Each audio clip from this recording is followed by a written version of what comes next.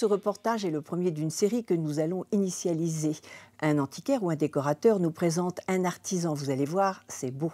Première rencontre avec Alexandre Biaggi. Entre son éclectisme éclairé pour l'art contemporain et son goût prononcé pour le fine art du XXe siècle, Alexandre Biaggi tient une place à part dans le petit monde feutré des grands antiquaires parisiens. Après le succès de ses expositions des luminaires de Mauro Fabro, Biaggi fait le choix d'investir sur les artistes en lesquels il croit. Un choix sûr et de bon goût. Aujourd'hui, Nagar, D'Angel ou Crestani figurent au catalogue de sa galerie au cœur de Saint-Germain-des-Prés. Après une maîtrise en droit, je ne savais pas quoi faire et j'ai commencé un stage chez un commissaire-priseur. Et là, ça a été le coup de foudre. J'ai décidé que les objets, ça serait ma vie. Voilà. Une formation peaufinée sur le terrain au marché aux puces de Saint-Ouen. Pour moi, les objets avec lesquels j'ai envie de vivre sont pas à vendre. Donc sinon, je trouve qu'effectivement, je vivrais dans une galerie et pas dans une maison. Et donc c'est bien d'avoir un point un peu stable.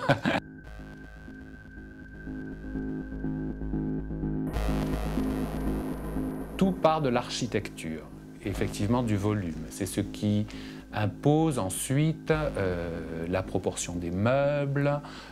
C'est ça le point de départ. Normal quand on a été initié par un papa passionné d'archéologie sous-marine et de mobilier ancien. Ça, c'est un tableau que j'aime spécialement de Christian Bérard, qui est un des artistes que j'aime beaucoup de la fin des années 30. Et il a eu un travail de peintre très extraordinaire et peut-être, comment dire, un peu méconnu, parce que je considère que c'est véritablement un très grand peintre de cette période. Célèbre pour ses lavis et ses gouaches, Bérard fut aussi un proche de Cocteau et consacra une grande partie de son œuvre à la peinture de scènes de théâtre. On trouve toujours un peu la même chose dans les objets et si on a ce goût commun, les objets se rencontrent et on arrive à marier des choses qui peuvent être d'époques complètement différentes. Parce que de toutes les façons, ces objets, si vous les choisissez, ils ont un lien. Au-delà du métier d'antiquaire et de galeriste, éditeur et l'autre savoir-faire de Biaggi, il va découvrir les talents là où il s'exerce.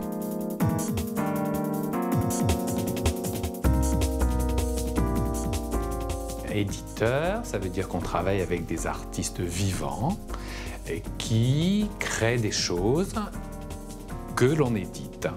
Donc, ils proposent des dessins, proposent une idée, un projet, et on essaye de faire le chemin avec eux, de la création à la production. Alors ça, c'est un des plus grands architectes italiens contemporains qui s'appelle Andrea Branzi et qui crée également des objets et des sculptures. Et ça, c'est une pièce unique réalisée par lui il y a 2 ans.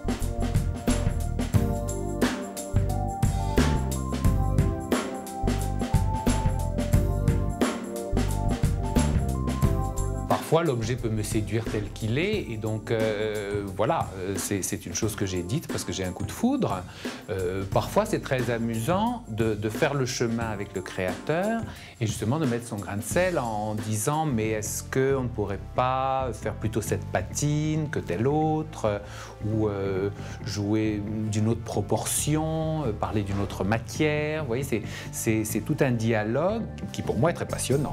Avant que ce lustre doré à leur fin ne brille fièrement au plafond, voyons justement comment il a d'abord existé sur le papier dans le secret d'un atelier.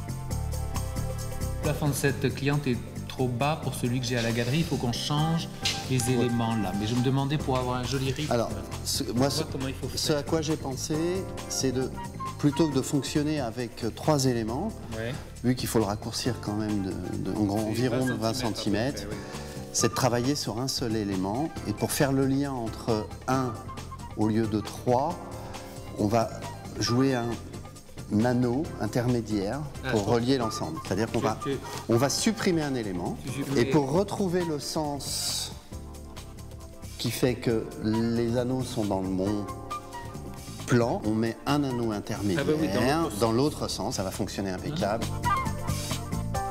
Et là, on va passer dans la phase dorure. J'utilise la feuille d'or collée, ce qu'on appelle collée sur un support. Et ce que j'adore avec la feuille, c'est qu'on a un vrai éclat. qui est différent de l'électrolyse, je trouve. On arrive à avoir une belle couleur. C'est du 18 carats. Hein. C'est 18 carats. Faut pas... voilà, c'est de l'or. Hein. Tu cherches pas à faire autre chose. Hein. De toute façon, tu veux un bel éclat, tu mets de l'or. Il n'y a pas plus joli de toute façon. Moi, ce que je propose, c'est quelque chose de vraiment d'une grande simplicité. Voilà. On réutilise l'élément d'accrochage de notre lustre, qui est cette barre avec ses anneaux, avec les anneaux qui rentrent sur la barre, et on vient juste poser notre albâtre qui est toujours tenu par le même système, avec cet anneau suspendu comme ça dans le vide, voilà, avec notre coupe en albâtre.